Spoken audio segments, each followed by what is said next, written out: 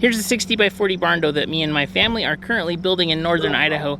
And when we built it, we didn't put windows in.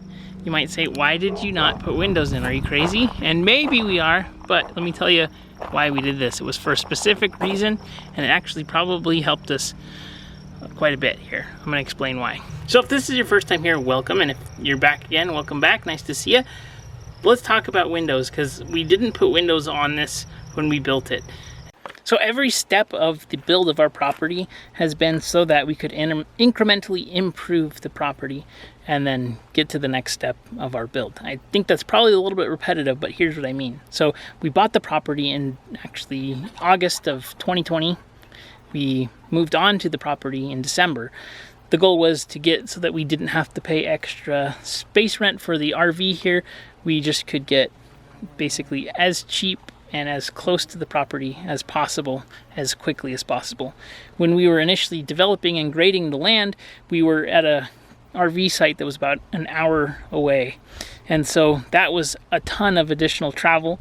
And had we had to stay off-site, it would have been a lot more time back and forth to the property, especially when we were trying to build the inside of the shop, frame it up and everything. Being on-site was important. So right off the bat, we wanted to get onto the property as quickly as possible. We needed electric, water, and septic to do that, and a graded space. We got our pad poured, we got our grading done, and then we got on. And then the goal was to have the steel building built so that we could have a place to be away from the elements. And then we were living on here while we were framing it out and things like that. So here's the inside. We have it framed out. You can see we have our wood framing, our stick framing that's in front of the steel. And here's our steel. This is just what it looks like in the shop itself. Behind here is just the steel. So we're gonna cut this out, cut the steel out, and then put our windows in. Put J-trim up and things like that. There's this channel called R&R Buildings, which you've probably seen because it's a much larger channel, but they have great stuff on how to put in windows.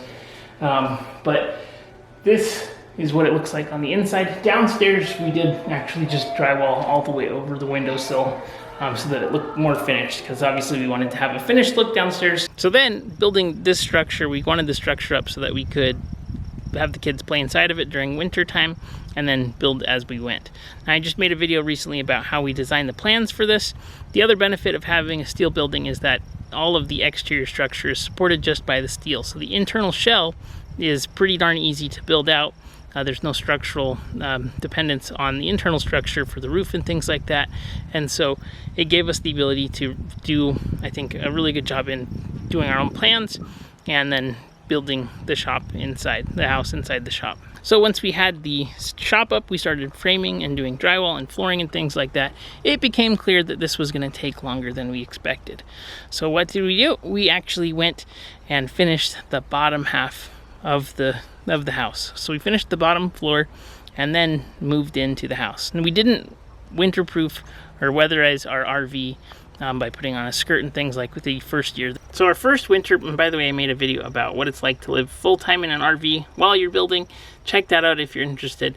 But while we were living in the RV that first winter, it was definitely tight. We had all kinds of clothes. We had snow clothes, snow boots. It's incredibly muddy here. And so we really wanted to get inside the shop as quickly as possible. We didn't want to do another winter. And so instead of trying to finish the entire house, we decided to finish the bottom story. Now with the bottom story finished, we were able to move in. We have actually 4 bedrooms inside here. It's 2,400 square feet. So we were coming from about a 300 square foot fifth wheel, moving into about 1,200 square foot bottom story that was finished. We're still working on the upstairs, but every step along this way, we've been able to incrementally get things done and basically finish stuff as we move in and as we're using it. This is helping us to be a lot more cost effective, and it's helping us to also just get more use out of things. I think that there's a few things that allow us to do this. Number one is our county doesn't have building permits, like we don't need an occupancy permit to get into our house. I love that about this area. If you're thinking about buying land or something, you're definitely going to want to consider what kind of permitting requirements there are, because if you have requirements that you have to have an occupancy permit and you have to have all your final inspections done first, then it's going to be difficult to do something like this. All that being said though, we're going to be putting the windows in this weekend, probably. I'm really excited. Depends on the weather, right? We've been having thunderstorms in the evening, so I don't necessarily want to cut open a hole when we have thunderstorms and high winds coming. But hopefully we'll finish that. The other thing, by the way, that was difficult for us to get the windows in is that they were delayed tremendously. So it took a good 6 months to get the windows from the manufacturer, and supply chain issues like that are very, very frequent. So you got to have either a plan that's backup where you can put, you know, your whole building up and then eventually get the windows in later on, or, you know, figure something else out. But I think that this was probably, having a steel building Barndo was really helpful because we didn't have to have everything at the very beginning. We could build it incrementally as we went, and then we could also use all of the things that we built. So from a building standpoint, I think it's a really effective way to build a house on your land while you're living in it. At some point we're going to be building another house right over here. It's going to be a stick frame house, but for now this is what we got. I really like it. I'm excited to be finishing the upstairs soon. All the drywall's done, just doing mudding, taping, texturing. So we're getting really close. Be sure to follow along if you're interested at all in building, homesteading, or things like that. So have a great day, everybody, and we'll see you on the next video.